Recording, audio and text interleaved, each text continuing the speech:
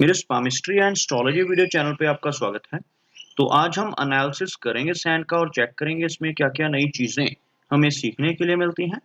तो as usual शुरू करूंगा फिंगर्स के एनालिसिस से, उसके बाद चेक करेंगे फिंगर्स की सेटिंग को एंड माउंट्स को, और सबसे लास्ट में हम चेक करेंगे लाइंस को। इस तरह से पूरे हैंड का जो एनालिसिस हम कंप्लीट करेंगे। तो चलिए मैं शुरू करने जा रहा हूँ, साथ साथ ड्रॉ करता जाऊंगा आपके लिए ताकि आपको समझने में कोई दिक्कत ना हो। दोस्तों, वीडियो शुरू करने से पहले आपको बताना चाहूँगा, यह जो नंबर आपको आपकी स्क्रीन के ऊपर नज़र आ रहा है, यह मेरा व्हाट्सएप नंबर है। अगर आप भी अपने हाथ की वीडियो बनवाना चाहते हैं या फ़ोन कंसल्टेशन लेना चाहते हैं, तो उस व्हाट्सएप नंबर पर मैसेज सेंड कर सकते हैं। तो यहाँ पर आप देख सकते हैं, इनकी जो हथेली है, कुछ इस तरह से एक स्क्वायरिश शेप में नज़र आ रही है। जो यहाँ पर इंडिकेट करती है एक हार्ड वर्किंग टाइप की नेचर को। और अगर इनकी फिंगर्स को चेक किया जाए तो यहाँ पर आप देख सकते हैं फिंगर्स मीडियम साइज में है। थिकनेस काफी अच्छी है फिंगर्स की, जिसकी वजह से अच्छी एनर्जी एंड स्टेमिना इनके भीतर रहने वाला है। फिंगर्स के ऊपर खड़ी रेखाएं मौजूद हैं, इस तरह की खड़ी रेखाओं की मैं बात कर रहा हूँ। ऐसी रेखाएं अगर सभी फैलेंजेस के ऊपर मौजूद हों तो ऐसे नेटिव बहुत ही मिलनसार स्वभाव के होते हैं, दूसरों के साथ बहुत ही तहजीब से बात करने वाले होते हैं। अब बात करते हैं इनकी फिंगर्स में बनने वाले कुछ गैप्स की। आप यहाँ पर देख सकते हैं, आपको कुछ गैप्स नजर आएंगे फिंगर्स के बीच में। इस तरह के गैप्स अगर सभी फिंगर्स के बीच में मौजूद हों तो नेटिव काफी ज्यादा इंडिपेंडेंट नेचर का होता है।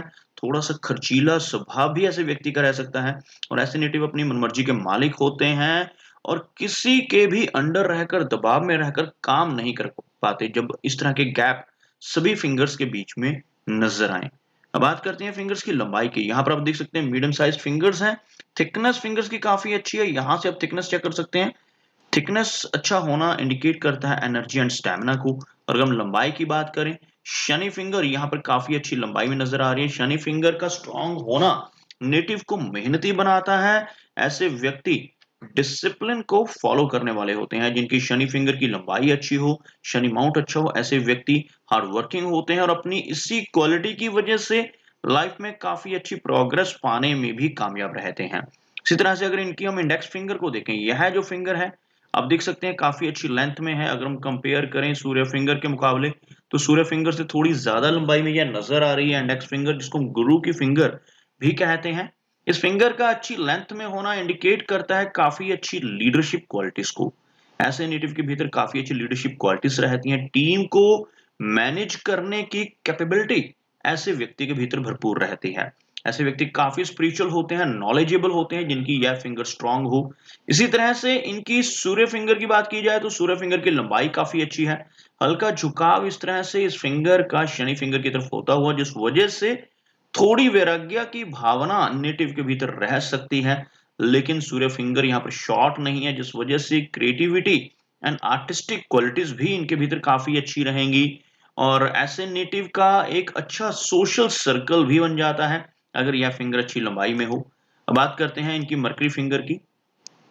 आप देख सकते हैं मर्करी फिंगर थोड़ी लो सेट है, और साइज में यहाँ पर सूर्य फिंगर के टॉप फैलेंज तक नहीं पहुंच पा रही, मध्य तक ही पहुंच पा रही है। यहाँ से थोड़ी लो सेट हो रही है फिंगर। लंबाई में कम नहीं है, फिंगर लंबाई में अच्छी है, जिस वजह से कम्युनिकेशन स्किल्स अच्छे रहेंगे। लेकिन लो सेट होने की वजह से और टॉप फैलेंज तक सूर्य फिंगर के ना पहुंच पाने की वजह से नेटिव के कम्युनिकेशन स्किल्स में तो ज्यादा दिक्कत नहीं आएगी, लेकिन शाई टाइप की नेचर रहेगी। ऐसे व्यक्ति का स्वभाव शर्मीला रहता है, बहुत जल्दी ऐसे नेटिव ओपन अप नहीं हो पाते। ओवरऑल कैलकुलेशंस, बिजनेस एक्यूमेन और कम्युनिकेशन स्किल्स बेहतर रहते हैं। चलिए आगे बढ़ते हैं और चेक करते हैं इनके सभी माउंट्स को, उसके बाद चेक करेंगे इनकी सभी रेखाओं को भी। तो यहाँ पर अगर देखा जाए, अगर मैं एक लाइन यहाँ पर ड्रॉ करता हूं, तो कुछ इस तरह की एक रेखा बनकर सामने आ रही है, जिसमें आप देख सकते हैं इनके माउंट्स में से मरकरी माउंट यहाँ पर लो सेट है, जबकि इनका सूर्य माउंट, शनि माउंट और गुरु माउंट, तीनों माउंट्स काफी अच्छे नजर आ रहे हैं। और खास चीज देखने वाली है बृहस्पति माउंट की। बृहस्पति माउंट यहाँ पर बहुत प्रोमिनेंट है, और गुरु माउंट के ऊपर यहाँ पर एक स्ट्रॉन्ग प्रोग्रेस लाइन आपको इस एज में, इस एरिया में एक रेखा नजर आएगी ऊपर की तरफ बढ़ती हुई। इस तरह की एक लंबी रेखा का होना, यह जो हमारी लाइन रहती है, जिसको हम लाइफ की लाइन कहते हैं, अगर इस रेखा से कोई रेखा इस तरह से ऑफशूट स्पेसिफिकली अगर ऊपर की तरफ बढ़े, बृहस्पति माउंट तक यानी गुरु माउंट तक पहुंच जाए और बहुत ही स्ट्रॉन्ग ऑफशूट हो तो इसको प्रोग्रेस ऑफशूट का नाम दिया जाता है। ऐसे व्यक्ति अपनी लाइफ में निरंतर प्रोग्रेस कर पाते हैं जिनके हाथ पर ऐसा लंबा प्रोग्रेस ऑफशूट बृहस्पति माउंट के ऊपर पहुंच रहा हो। तो यहाँ पर यह रेखा बहुत ही अच्छी नजर आ रही है और इवन हमने देखा इनकी जो गुरु फिंगर है, बृहस्पति फिंगर है, काफी अच्छी लेंथ में है। बृहस्पति माउंट बेशक फ्लैट है लेकिन यहाँ पर वीक नहीं है, लो सेट नहीं है। इस माउंट की अगर हम एरिया की बात करें, काफी अच्छा एरिया इस माउंट को मिल पा रहा है और इस तरह की आड़ी रेखाएं यहाँ पर मौजूद हैं जिन्हें हम लाइंस ऑफ सिंपैथी भी कहते हैं। इस तरह की आड़ी रेखाएं होने से नेटिव सिंपैथेटिक नेचर का रहता है, दूसरों के प्रति अपनी रिस्पॉन्सिबिलिटी को समझता है और काफी स्पिरिचुअल टाइप की पर्सनैलिटी होने की वजह से समाज में मान सम्मान और प्रतिष्ठा भी पाता है। बात करते हैं इनके शनि माउंट की। यहाँ पर आप देख सकते हैं शनि माउंट का जो एरिया बिल्कुल फ्लैट है। शनि माउंट के ऊपर एक तिल नजर आ रहा है। इस एरिया में शनि माउंट के ऊपर कोई भी नेगेटिव चिन्ह आ जाए तो वो थोड़ी परेशानी देता है। यहाँ पर तिल का होना नेटिव को स्ट्रगल देगा, लाइफ में काफी मेहनत करनी पड़ती है और खासतौर पर जब यह माउंट भी फ्लैट हो तब स्ट्रगल और बढ़ जाती है। काफी अप्स एंड डाउन्स का सामना भी नेटिव को करना पड़ता है, लेकिन जब अच्छे चिन्ह भी साथ में होते हैं तो ज्यादा दिक्कतें नहीं आती, जैसे अच्छी प्रोग्रेस लाइन यहाँ पर मौजूद है। और दूसरी चीज यहाँ पर एक लंबी शनि रेखा इनके हाथ में मौजूद है, आपको दिखाना चाहूंगा ड्रॉ कर कर। और शनि रेखा की अगर हम बात करते हैं तो आपको एक चीज और नजर आएगी, यहाँ पर इनकी शनि रेखा बिल्कुल फिश के सिंबल से शुरू हो रही है। आपको ड्रॉ करके दिखाना चाहूंगा, यहाँ पर केतु माउंट का जो एरिया है यहाँ पर आपको कुछ इस तरह से बारीक रेखाओं से एक फिश का सिंबल बनता नजर आएगा।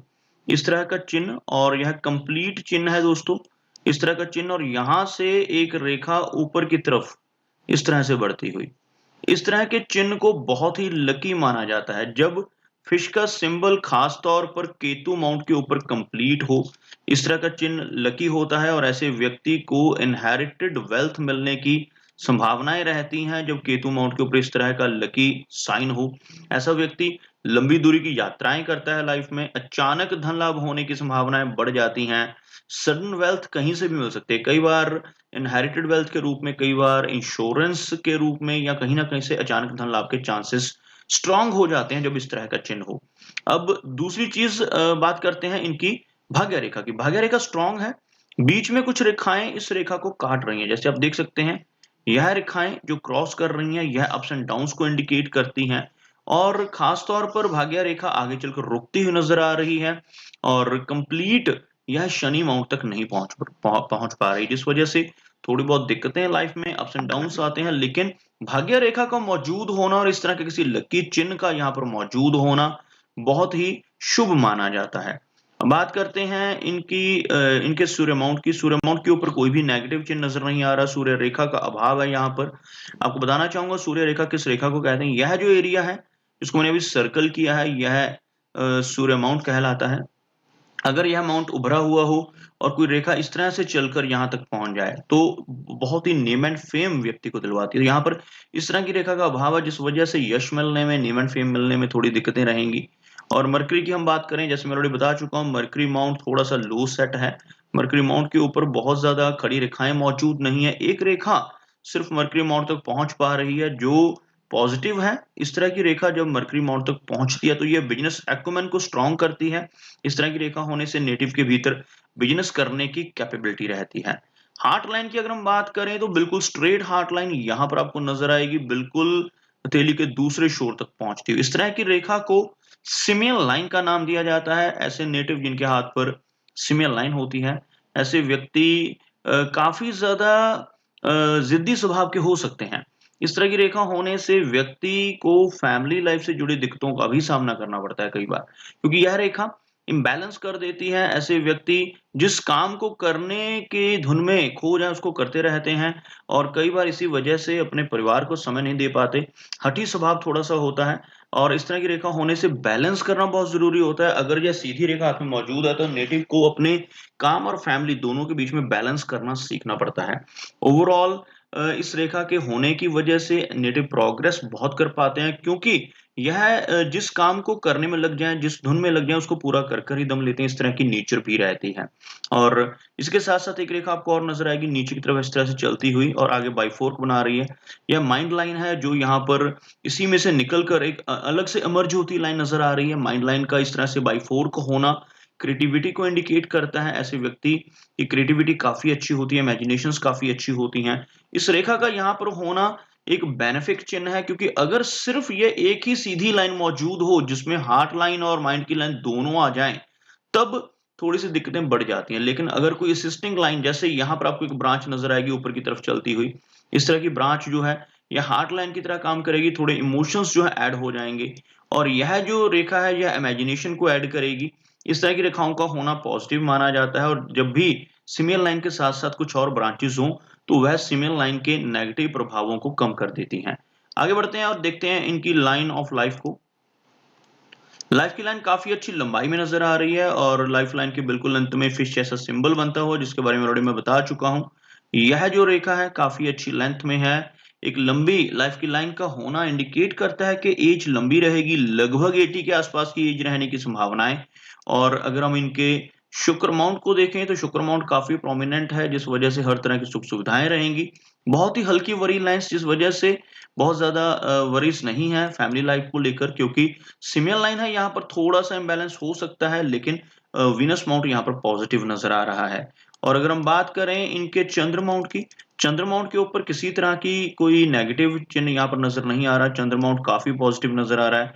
चंद्र माउंट के ऊपर अगर बहुत सारी रेखाएँ मौजूद हों, तो एंग्ज़ायटी की दिक्कत होती है। तो यहाँ पर इनकी जो माइंड लाइन है, उसका थोड़ा झुकाव नीचे की तरफ होने से ओवरथिंकिंग हो सकती है, लेकिन कोई बहुत ज़्यादा प्रॉब्लम एंग्ज़ायटी जैसी यहाँ पर नज़र नहीं आ रही। तो दोस्तों, यह कुछ एनालिसिस थे इनके हैंड के बारे में और मेरी कोशिश यही रहती है कि सभी सवालों के जवाब एक ही वीडियो के थ्रू दे पाऊँ। लेकिन फिर भी कोई ना कोई चिन्ह या सवाल रह जाता है, तो इनसे रिक्वेस्ट है कि अगर इनका कोई क्वेश्चन पेंडिंग है, तो मुझे व्हाट्सएप पे मैसेज करें। मेरा वीडियो वॉच करने के लिए आपका बहुत-बहुत धन्यवाद।